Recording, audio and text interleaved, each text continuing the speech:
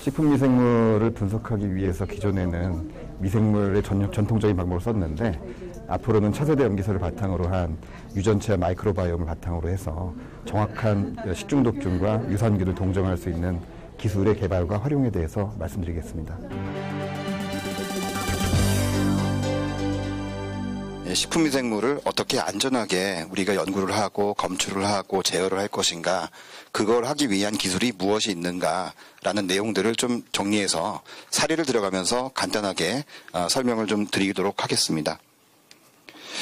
일단 첫 번째는 이제 안전성 확보의 필요성에 대해서 좀 말씀을 먼저 드리겠습니다. 식품미생물을 크게 두 가지로 나누면 유해균과 유용균이 있습니다. 대표적인 유해균으로서는 식중독균입니다. 이 식중독균은 대부분 다 사실 식중독 사고라고 하는 것은 생물학적이거나 화학적인 또는 물리적인 요인 때문에 발생을 하지만 거의 대부분이 생물학적인 요인에 의해서 문제가 발생을 합니다. 이러한 식중독균을 우리가 제어하고 검출하고 동정하고 원인을 찾게 되면 그거에 대한 대처라든가 예방이 가능해집니다. 하지만 이러한 미생물들을 분리하거나 배양하거나 하는 과정들이 필요하기 때문에 식중독 사고가 발생한 다음에 예방을 한다는 것에 대해서는 굉장히 문제점이 있습니다. 따라서 신속한 검출을 하고 정확한 동정을 통해서 이거를 제어하는 그런 과정들이 꼭 필요하다고 생각합니다. 두 번째는 프로바이오틱스, 유용균입니다. 인체 건강에 유익한 살아있는 미생물을 총칭하고 있고요. 대표적으로 세 가지를 보통 많이 얘기하는데 락토바실러스하고 비피토박테리움, 그리고 락토코커스 이 정도를 가장 대표적으로 많이 얘기를 하고 있습니다. 건강 기능성 소재나 건강 기능식품에 첨가되며 설사라든가 변비 예방 또는 장내균층의 건전화, 회복, 정장작용 이런 용도로서 굉장히 많이 활용이 되고 있습니다. 근데 최근에 이제 데이터나 연구 결과나 또는 신문상에 봤을 때 염증 질환이나 폐혈증과 연관돼 있다라는 보고가 있었고요. 특히 최근에는 사망 사고까지 일어나는 추세가 있어서 이 프로바이오틱스에 대한 정확한 이해와 활용, 그 다음에 그거에 대한 안전성 확보가 굉장히 중요한 문제가 되고 있습니다. 이러한 것들을 전체적으로 우리가 명확하게 살펴보기 위해서는 기존의 어떤 미생물학적인 분석 방법이나 것도 필요하겠지만 최신 기술인 유전체나 마이크로바이옴 분석을 통해서 균주의 안전성을 유전자 수준에서 확인하는 것들이 이제는 굉장히 필요하게 됐습니다. 연구의 배경을 잠깐 말씀드리면요. 식중독 사고 같은 경우에는 사실은 거의 대부분이 98% 이상이 세균에 의해서 일어나게 됩니다. 하지만 이러한 세균 안에서도 특히나 이렇게 한 절반 정도는 저희가 이미 식중독균이라고 인식하고 있는 균주들입니다. 대표적인 것들이 이제 병원성 대장균이라든가 병원성 미생물들 또는 바이러스 이런 것들이 많이 있고요.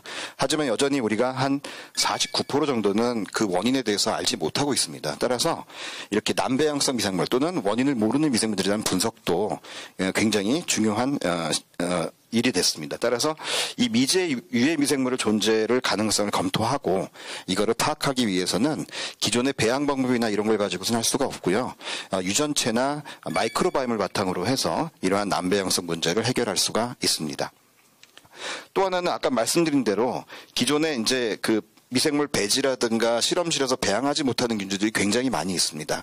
이러한 남배양성 균주들을 어떻게 검출할 것인가라는 게 불가능하기 때문에 이거는 유전자나 DNA 수준에서 검출을 해야 합니다. 따라서 유전체나 마이크로바이옴 연구가 굉장히 중요해졌습니다.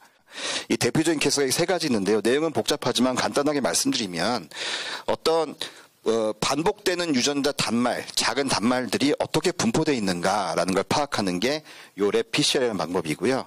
이 PFG라고 하는 방법은 어떤 내용이냐면 식중독균의 유전체를 특정 염기서열만 자를 수 있는 제한 요소라는 것을 사용해가지고 그 패턴을 보게 됩니다. 그런 것들을 하는 것. 또 하나는 균주를 동정하기 위해서 가장 많이 쓰는 게 16S 라이보솜 RNA 시퀀싱인데요. 작은 한 1600개 정도의 염기가 되는 그 부분을 염기서를 분석해서 비교를 해서 이 균주가 무슨 균주다라는 것들을 파악하게 됩니다. 근데 가장 큰 문제점은 뭐냐면 이 랩PCR이라고 하는 것은 이 반복되는 작은 리핏 시퀀스만 보기 때문에 전체적인 내용을 파악하기에는 굉장히 부분적으로 한계가 있고요.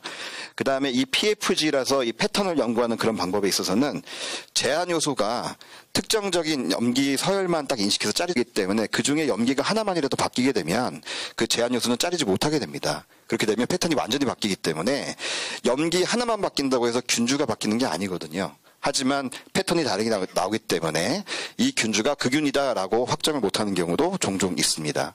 또 하나는 이 유전자 상동석 16S 라이보점 RNA 시퀀스는 대충 한 1600개 정도의 염기로 되어 있는데 실제적인 전체 유전체의 크기는 작게는 200만 개, 크게는 4,500만 개까지 해당됩니다. 이러한 4,500만 개 되는 길이를 1600개를 가지고서 이 균주가 뭐다라고 평가하는 데는 굉장히 많은 약점과 한계가 있습니다. 따라서 이렇게 기존 방법에 대해서는 문제가 많기 때문에 우리는 그 4,500만 개 된 전장 유전체를 다 분석해서 확인하는 방법이 훨씬 정확하다라는 것으로 얘기가 되고 있습니다. 이러한 것들을 바탕으로 해서 그 유전체나 마이크로바이옴 연구는 식중독 문제에 있어서 굉장히 중요한 문제고요. 두 번째로 프로바이오틱스 얘기를 잠깐 말씀드리겠습니다. 이 프로바이오틱스는 대표적인 케이스가 우리가 이제 섭취를 하게 되면 장내균총을 좋은 균과 나쁜 균을 이렇게 균형을 좀 맞춰주는 그런 역할을 좀 많이 합니다.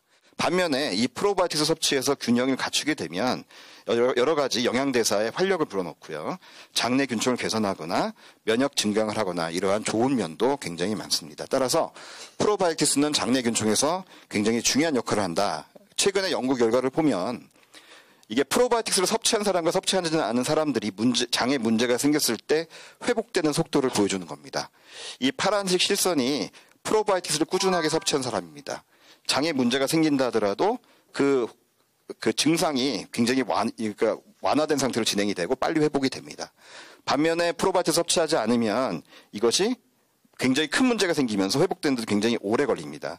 또 하나는 만약에 프로바이오틱스 섭취했는데 문제가 생겼다. 질환이 생겼다 한다 하더라도 굉장히 빠른 시간에 복구하는 그런 양상을 보여줘서 이 프로바이오틱스는 장내균총을 건강하게 하고 균형을 잡아준다라는 것들이 굉장히 많이 보고가 됐습니다. 특히 여기 보이시는 락토바실러스 람노소스 즉 LGG라는 균인데요. 이 균주는 상업적으로 굉장히 많이 쓰이는 그러한 균주에 해당이 됩니다. 네덜란드에 있었던 일입니다. 2004년도부터 7년도까지 네덜란드에서 임상실험을 했는데 균주는 락토바실러스 KGI라는 균주입니다. 이거는 굉장히 오랜 역사를 가진 안전한 균주라고 인식이 되고 있었고 많이 활용되는 프로바이오틱스 균주입니다. 근데 이런 그 임상 투여 실험을 하고 난 다음에 4년 동안 진행했던 실험에서 24명의 사망자가 발생을 했다라는 것들이 보고가 되었습니다. 하지만 여기는 좀 다른 게요. 건강한 분이 섭취한 게 아니라 사실 면역적으로 문제가 있는 환자를 대상으로 해서 이 균주를 먹임으로써 면역력을 회복시키는 목적으로 연구가 진행이 됐습니다. 따라서 이 상태가 심각한 사람들이 이제 그걸 섭취하면 되니까 가장 큰 문제는 뭐냐면 이 프로바이오틱스가 면역을 강화를 시켜주는데 너무 과반응을 일으키게 돼서 실제로 환자가 사망을 일으키게 됐다라는 결론을 얻게 됐습니다. 따라서 이런 결과를 바탕으로 했을 때 이쪽에서는 뭐라고 했냐면 장 개선용 프로바이오틱스를 섭취했을 때 이거에 대한 안전성이라든가 규격이라든가 그런 것들이 정해져야 된다라는 게 하나였고요. 또 하나는 이런 균주들에 대한 유전체 연구가 바탕으로 해서 무엇이 위험한지를 유전자 수준에서 명확하게 파악해야 된다라는 것들이 여기에서 주장이 되었습니다. 그러면 이런 유전체를 기반으로 해서 우리가 식품미생물의 안전을 어떻게 확보할 것인가 라는 말씀을 좀 드리겠습니다. 유전체 연구를 하려면 제일 중요한 거는 기술이 필요합니다. 대표적인 케이스가 제가 2000년대 초반에 이제 미생물 유전체 하나를 전장 유전체를 분석한 적이 있습니다. 정확히 230만 개를 분석하는데 2년이 걸렸습니다. 그 당시에는요. 근데 이게 시간의 흐름으로써 점점 더 빨라집니다. 새로운 기계들이 나오셨겠죠. 이제 넥스트 제너레이션 시퀀싱, 차세대 염기서열 장비들이 나오기 시작하면서 이러한 여러 가지 장비들이 나왔고요. 여기 보시면 하이식이나 팩바이오라는 기계들이 있는데 현재 가장 많이 쓰이는 염기서열 분석 장비입니다. 크기는 작은 방 하나를 다 채웁니다. 하지만 기술력이 얼마나 발전했냐면 이렇게 손 안에 들어오는 크기로 작아졌습니다. 이제는 언제든지 누구든지 이러한 염기서열을 저는 2년을 걸렸지만 저희 대학원생들은 일주일이면 끝냅니다. 이거 가지고. 그만큼 기술력이 눈부시게 발전을 했고 또 하나는 뭐냐면 제가 처음에 염기서열을 분석할 때 균주 하나를 전자균주를 분석할 때 비용이 100만 불, 즉 10억 정도 들었습니다. 현재는 하나 분석하는데 100만 원에서 150만 원이면 끝납니다.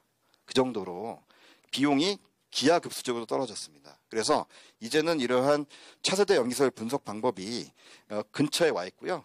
이런 유전체 연구가 굉장히 활성화돼서 누구든지 이제 연구를 할 수 있고, 또 하나는 그걸 바탕으로 해서 식품위생물의 안전을 위한 신속 검출이나 정확한 동정, 기능성 연구가 가능해졌다라는 것들을 말씀을 드리겠습니다. 2014년도에 식품의약품 안전처 미생물과하고 서울대학교가 같이 진행했던 그 식중독균 유전체 사업단이라고 연구 집단이 있었습니다.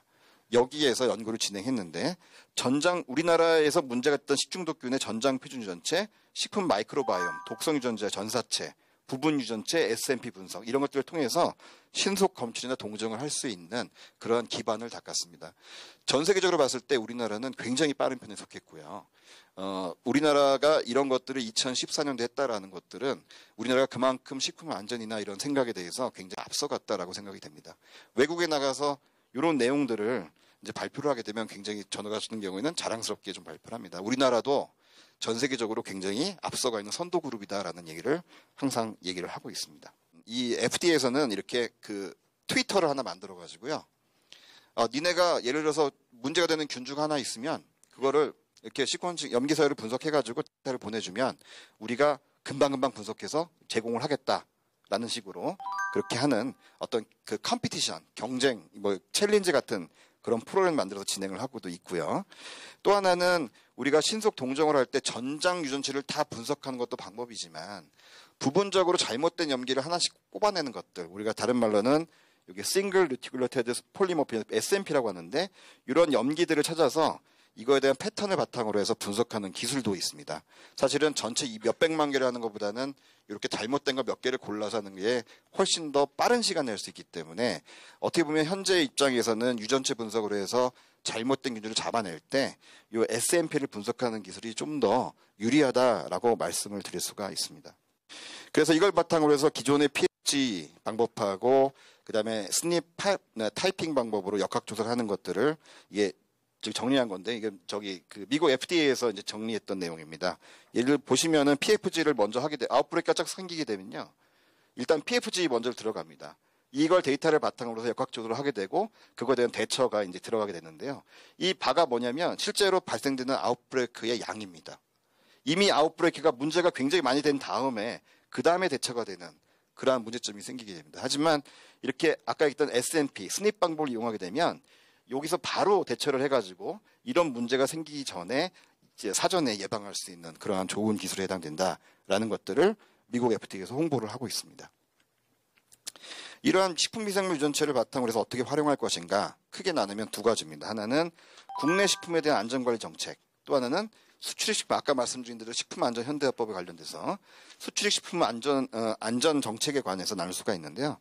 유전체 정보가 저희가 굉장히 많이 확보가 돼 있고 정확하다 하면 식중독 사고를 모니터링 한다든지 역학조사를 한다든지 아니면 식중독균마다 유전체 바코드를 붙여서 트래킹을 한다든지 아니면 수출식품에 대해서 어떤 표준화를 한다든가 안전 인증제를 한다든가 규격을 설정한다든가 이런 것들이 가능하게 됩니다. 따라서 이런 걸 바탕으로 해서 식중독을 실시간 감시한다든지 원인균을 신속 규명하고 그 다음에는 국가 간의 관전 분쟁도 사실 해소를 할 수 있습니다. 또 하나는 그 국가적인 어떤 식품 안전에 대해서 신뢰를 형성할 수도 있는 그러한 활용이 가능할 거라고 예상을 하고 있습니다.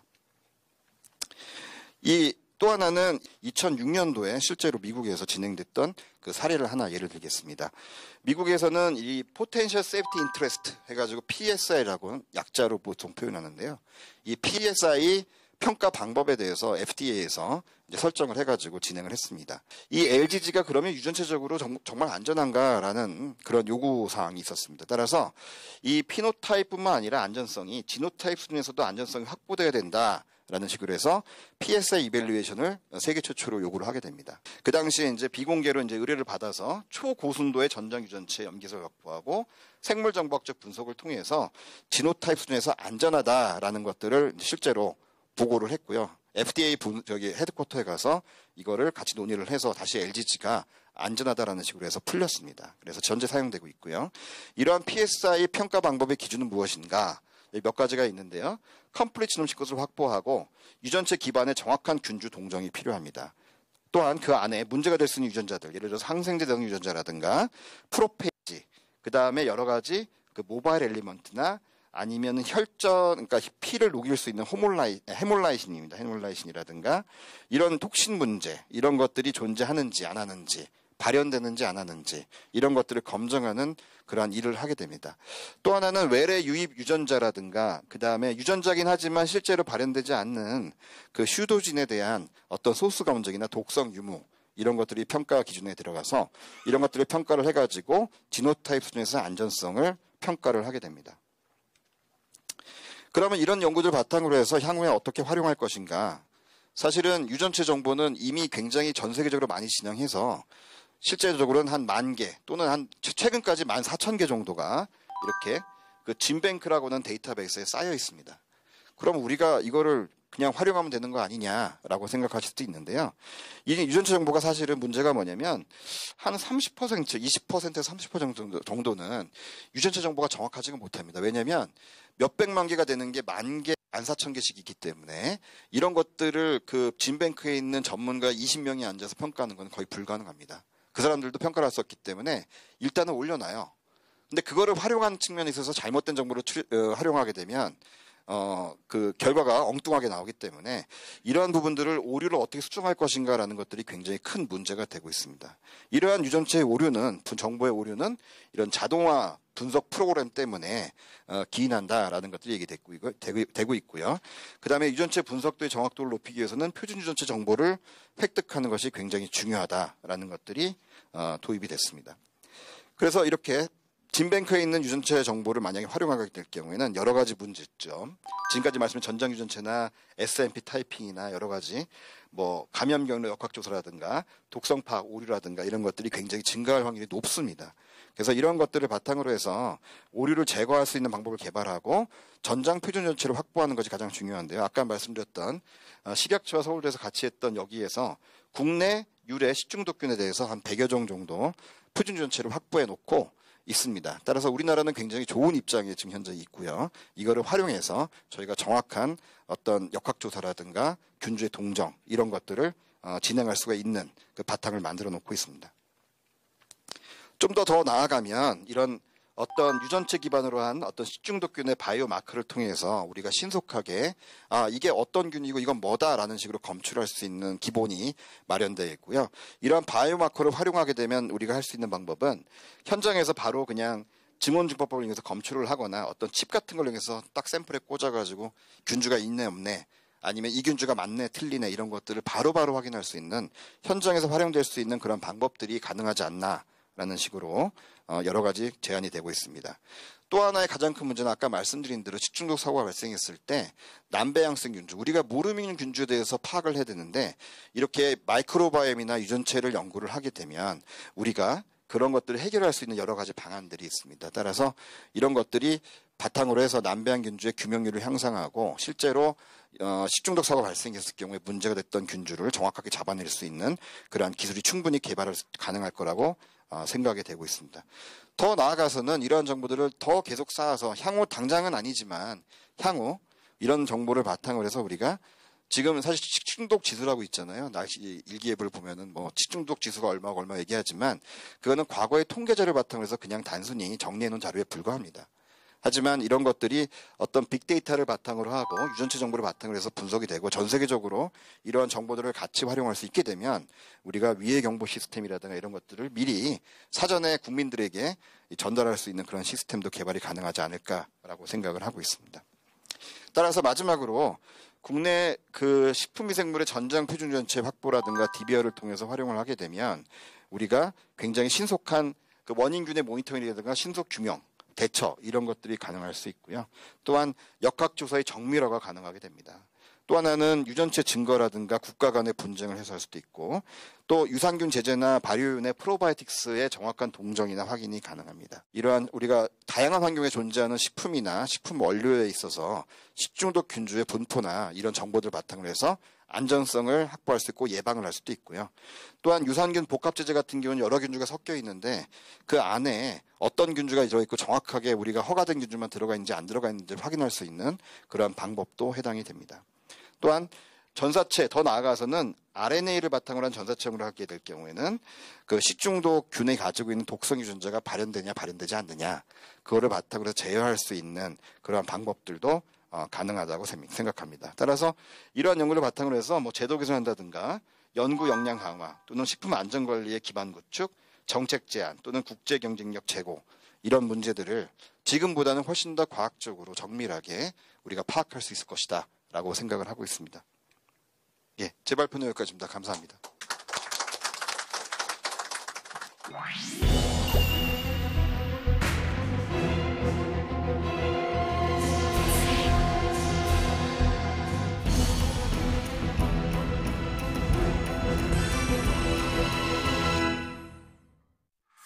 일반인들에게 식중독이란 무엇인가 라는 걸 설명을 드리고 식중독에 걸리지 않기 위해서 우리가 놓치고 있는 부분들이 무엇인가 그런 것들을 과학적이면서도 소통 측면에서 이렇게 말씀을 드리려고 합니다.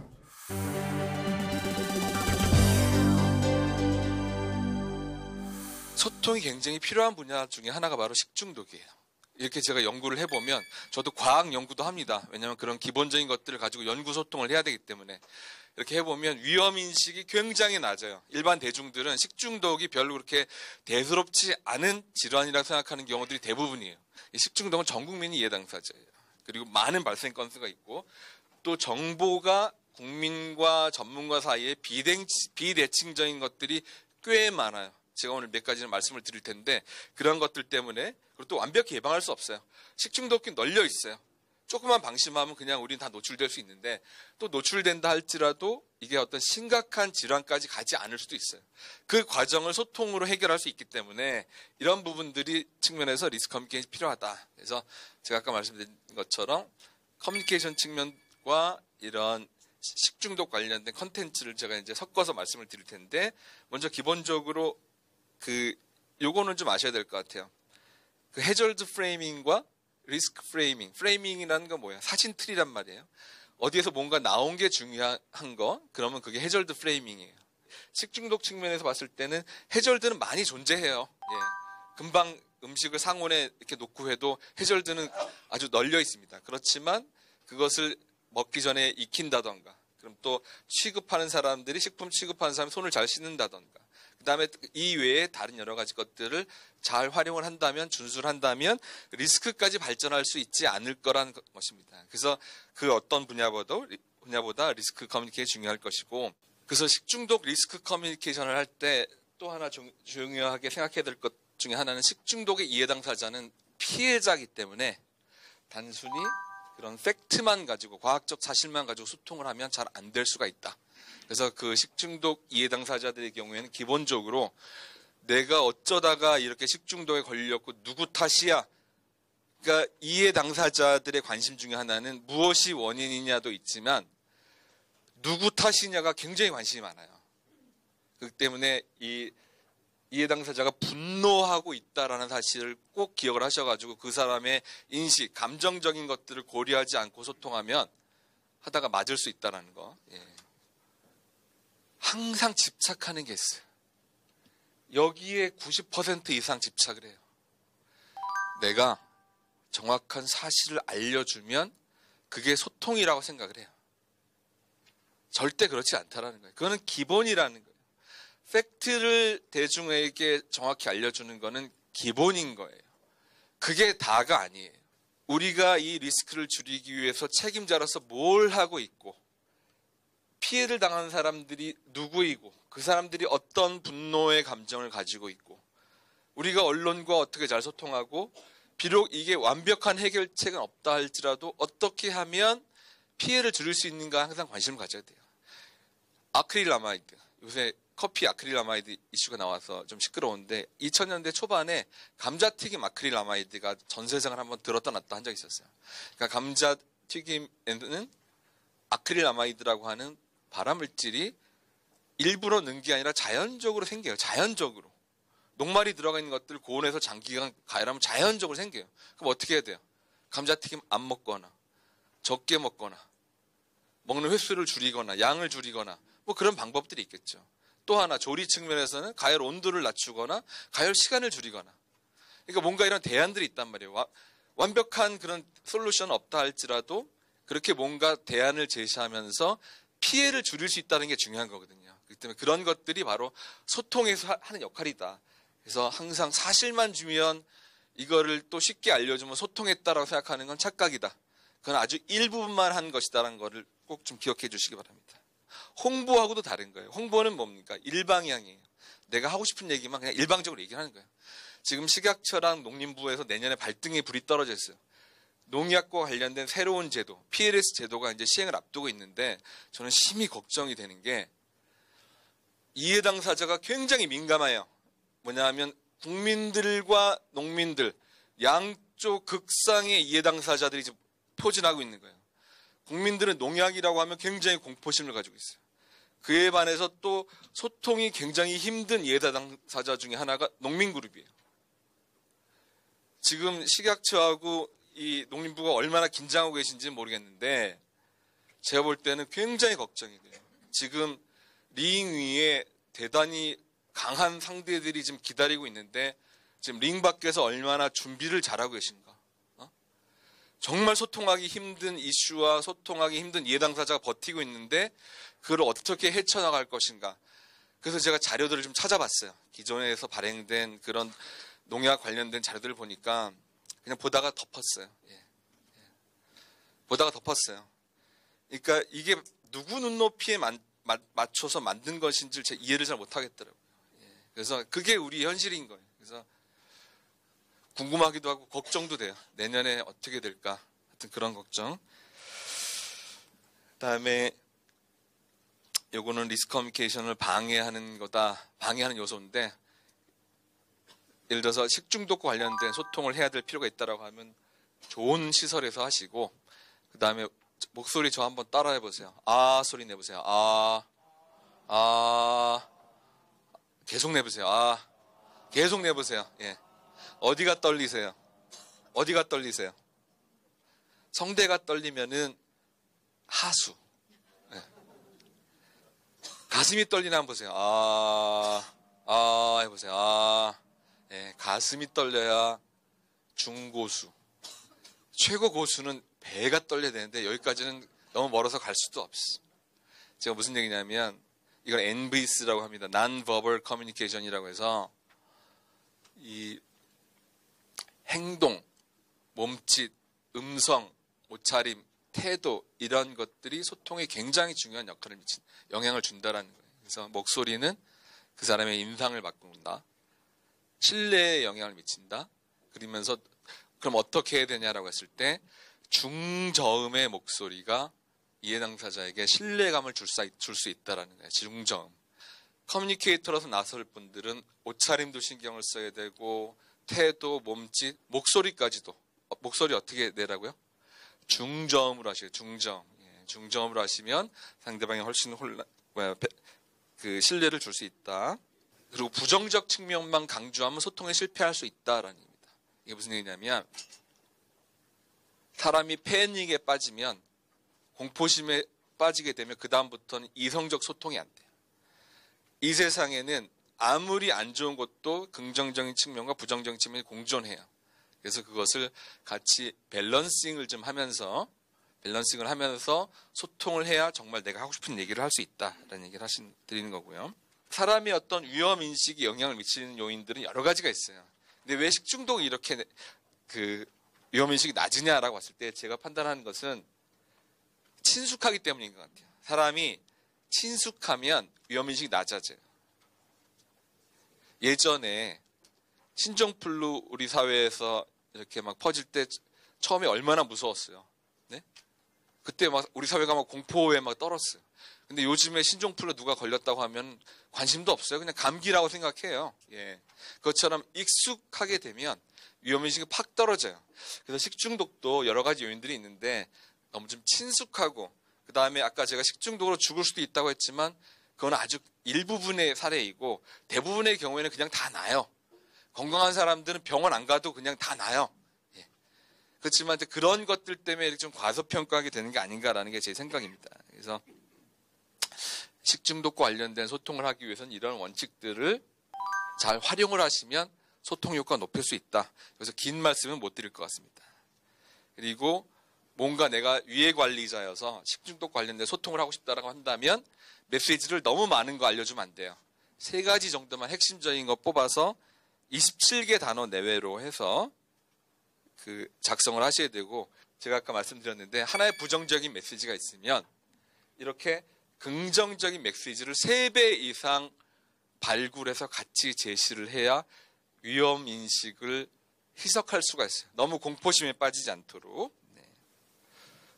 이제 마지막으로 이제 경험인데요. 일반 대중하고 소통할 때 이제 효과적인 방법 중에 하나가 퀴즈를 해보는 거예요. 퀴즈. 그래서 제가 뭐 퍼즐 퀴즈도 해보고 해봤는데 그걸 해보면서 굉장히 큰 관심이 있더라고요. 유기농은 식중독에 더 안전하다. 맞습니까? 틀립니까? 틀립니다. 제가 이 말씀을 꼭 좀 드리고 싶어요. 지금 아까 이준 교수님께서 말씀하셨는데 미국에서 그 식중독 사고 일어나고 사람들 죽고 막 하는 것들이 대부분 유기농 채소들 먹다가 그런 일들이 벌어져요. 그러니까 유기농에 대해서 잘못 알고 있는 것들이 있어요. 유기농은 생태계에 좋고 유기농 식품을 섭취하는 사람의 건강에 좋고 맞아요. 그렇지만 유기농 식품이 더 안전하다? 그렇지 않다라는 거예요. 왜냐하면 유기농은 뭐 농약 같은 것들을 적게 쓰거나 안 쓰다 보니까 미생물들이 많이 살아 있어요. 그리고 그 미생물들은 이따가도 나오지만 물로 세척해도 잘 안 떨어져요. 노로바이러스 같은 거 흡착력이 굉장히 강해요. 특히 채소 같은 건 어때요? 표면이 막 오돌두돌 하잖아요. 굴곡이 많잖아요. 그 뒤에 숨으면 씻어도 잘 안 떨어지는 거예요. 그런 상황에서 이거를 그냥 날로 먹다가 식중독, 병원성 대장균에 의한 식중독 그렇게 많이 걸리는 거예요. 그래서 유기농 식품에 대해서, 농산물에 대해서 이 부분에 대해서 좀 바로잡아야 되지 않을까. 너무 과신을 하거나 맹신을 하는 것은 굉장히 위험하다. 겨울철에 더 자주 발생하는 식중독이 있습니까? 없습니까? 이것도 우리가 좀 바꿔야 될 것 같아요. 그러니까 전통적으로는 식중독이라 하면 여름철 온도가 높을 때 많이 그랬는데 최근에 집단적으로 일어난 식중독들 보면 되게 바이러스에 의한 식중독, 노로바이러스 식중독. 이 노로바이러스는 저온이에요. 얼음에서도 막 몇 년 동안 살 수 있고 추우면 더 잘 살아요. 그래서 겨울에 방심하지 말라라는 거. 냉장고에 둔다라고 해서 식중독 다 예방할 수 있지 않다라는 거. 이런 것들 소통해야 돼요. 지금 잘못 알려져 있는 것들이 많아요. 식중독은 여름이나 조심해야지 절대 아니라는 거예요. 이제는 우리 실내 온도도 높아지고 이 노로바이러스에 의한 식중독, 지금 우리 시각처에서도 오셨지만 앞으로 해야 될 것 중에 하나가 개인의 식중독 예방 관리도 중요하지만 집단 식중독 관리, 이 부분 신경 쓰셔야 돼요. 예. 지금 사람들이 독거노인 늘어나고 혼자 사는 사람들 많아지면서 센트럴 키친이라고 해서 중앙 조리대에 의한 한 곳에서 다 만들고 그냥 다 분배하는 거예요. 그리고 만성병자 많고 노인들 많다 보니까 이제 치명률이라든가 그런 것들은 더 늘어날 가능성이 있는 상황인 거예요. 중앙에서 한 번 잘못하면 왕창 확 퍼지는 거죠. 거기다 대고 지금 이 중앙 집단 급식 같은 경우에 해썹 인증 기준도 안 적용하는 걸 제가 알고 있어요. 지금 시한폭탄이 도사리고 있는 거예요. 아무리 손 잘 씻고 끓여 먹으라 별로 중요하지만 공허한 얘기가 될 수 있는 거예요. 그거보다 이 중앙 급식에서 앞으로 이런 문제들 어떻게 식중독 예방할 것인가를 관심을 갖지 않는다면 앞으로 뻥뻥 터질 가능성이 전 있다고 생각을 합니다. 그 다음에 사람끼리 전염될 수 있나요? 있어요. 노로바이러스 식중독이 그래요. 노로바이러스 식중독. 그래서 대부분의 식중독들은 사람끼리 전파가 안 되지만 노로바이러스 식중독은 이게 사람 간 전파가 가능하다는 거. 그래서 그 다음에 식중독이 걸려도 증상이 나타나지 않기도 하고 건강한 사람들이 그냥 지나갈 수도 있어요. 그 다음에 금속 식기가 나무 식기보다 식중독이 안전하다. 이거 제가 기후변화 연구하면서 나온 건데 맞아요. 이것도 사회가 좀 개선해야 돼요. 여기 보면 일식집 같은 데 가보면 나무로 된 젓가락들, 수저들 많죠. 예, 보면은 이렇게 흠집도 있고 상처도 있는데 그거 계속 재활용해요. 그럼 과연 그거를 앞으로 어떻게 할 것인가? 거기 조사해보면 식중독균들 나온다고 하는데 이거를 그대로 둘 것인가? 이런 게 정말 중요한 소통인 거예요. 놓치고 있는 거예요. 예. 냉동실 보관한다고 해도 안전하지 않다. 아까 저온 바이러스들에 의한 식중독 문제가 있다고 했고 식중독에 걸려 죽을 수도 있다. 있어요. 대부분의 것들은 안 그렇지만 아까 리스테리아 식중독에 의한 것이라든가 보툴림 식중독 같은 건 굉장히 위험한 것들이 있어요. 그래서 이런 부분들 조금 더 국민들하고 소통을 좀 더 해나가야 될 것 같고요. 진공 포장에 보관한 식품은 안전하다. 결코 그렇지 않아요. 이게 산소 없어도 잘 사는 애들이 있어요. 그래서 이런 문제들. 그다음 임신부는 연성 치즈와 이렇게 슈퍼 가보면 이렇게 잘라진 과일 파는 거 있죠. 이런 거 손도 대시면 안 되는 거예요. 예. 이런 거로 인한 식중독 문제들이 생길 수 있다는 거. 그다음에 식중독균에 임신부가 감염이 되면 태아도 감염될 수 있다. 식중독균이 이게 혈류를 타고 온몸에 돌아다니다가 신경으로 가고 뇌로 가고 하면서 태반도 통과해서 갈 수 있다는 거예요. 리스테리아 식중독 같은 게 대표적인 사례입니다. 그래서 그런 부분들. 그다음에 햄버거 패티는 덜 익혀 먹어도 괜찮다. 그런가요? 이거 대표적으로 또 안 되고 있는 것 중에 하나고 그 답은 이따가 드리겠습니다. 식중독에 취약한 사람이 따로 있다. 예, 있어요. 만성병자, 노인, 어린이, 면역력이 떨어진 사람들은 한테는. 그래서 그 에이즈, HIV 감염자 같은 경우에는 어떤 특정 식중독에 걸릴 위험이 몇십 배 높다라는 그런 연구들도 있어요. 계란 날로 먹으면 식중독에 걸릴 수 있다? 예, 살모넬라 식중독에 바로 그런 거예요. 예. 목청 좋아지는 게 아니라 잘못하면 식중독 걸려요. 그래서 잘못된 습관인 거예요. 그 다음에 집에서 생닭을 조리하기 전에 물로 씻는 게 안전하다. 요거 한번 제 거수로 한번 확인하고 강의를 끝내도록 하겠습니다. 생닭은 집에서 물로 씻어서 요리하는 게 안전하다고 생각하시면 손 들어보세요. 닭을 사왔어요. 시장에서 슈퍼에서 사왔어. 생닭이에요. 생닭을 내가 이제 조리를 해야 되는데 그걸 물로 씻는 게 안전하다고 생각하시면 한번 손 들어보세요. 씻지 않고 조리하는 게 안전하다고 생각하시면 손 들어보세요. 이게 영국에서는 하지 말라고 해요. 왜냐하면 이게 캠필로박터균에 의한 주변 감염 같은 것들이 있기 때문에 이미 공장에서 웬만큼 씻어서 나온 거기 때문에 굳이 집에서 또 씻을 필요가 없다라는 거예요. 그래서 이거는 정부가 답을 줘야 되는 거예요. 한번 실험을 한번 해보세요. 생닭 가지고 실험을 했을 때 그런 캠필로박터균 같은 것들이 정말 주변에 식기나 도마에 얼마나 튀는지 이런 것들을 해가지고 뭔가 대안을 좀 주셔야 될 것 같아요. 마지막 퀴즈 여기 들어갈 말이 뭘까요? 노로예요, 노로. 노로는 천의 이름을 가지고 있어요. 이렇게 많은 이름들이 있었어요. 그래서 이제는 최종적으로 노로라고 이제 결정이 됐고, 모유 먹은 아기가 식중독에 걸린 이유는, 그러니까 모유를 인터넷에서 팔기도 하나 봐요. 예. 그래서 이거 되게 조심해야 된다는 거. 그 다음에 이렇게 잘라진 과일 팔 때 실제로 이거를 드시기 전에 겉의 표면을 좀 잘라내야지, 그렇지 않으면 또 식중독 걸릴 수 있다라는 거. 그래서 저는 잘라진 과일은 안 사요. 예, 이게 뭐 하여튼 여러 가지 이유가 있는데 상식적으로 우리나라에서 제일 많이 발생하는 식중독은 병원성 대장균 식중독이다라는 거. 그다음에 이건 식약처에서 만든 자료인데 4대 예방 원칙. 근데 이거 말고도 할 얘기가 많아요. 그러니까 이런 프레임에서 조금 더 진화해야 된다고 좀 생각합니다. 아까 말씀드린 그런 어려운 식중독들이 있기 때문에. 그다음에 아까 제가 말씀드린 건데 양배추, 깻잎, 블루베리를 가지고 담근 물에 두는 거, 흐른 물에만 씻는 거 두 가지를 했을 때 노로바이러스 제거 효과를 실험한 거예요. 제가 한 게 아니라 나온 자료를 제가 정리한 건데 둘 다 했을 때 가장 높죠. 그렇죠? 담근 물과 흐르는 물과 했을 때 둘 중 비교하면 어떤 게 높아요? 흐르는 물이 훨씬 높아요. 합치면 훨씬 높아요. 그런데 잘 보세요. 표면이 반질반질한 얘네들은 거의 제거할 수가 있어요. 그에 반해서 굴곡이 심하고 막 숨어 있을 수 있고 하는 애들은 이걸 해도 이렇게 아직도 17% 이상은 노로바이러스 제거가 안 되는 거예요. 이런 상황에서 그냥 생으로 몸에 좋다고 채소 먹다가는 걸릴 수가 있는 거예요. 그래서 이 부분은 그러니까 채소 많이 먹어라 국민들한테 얘기하고 좋아요.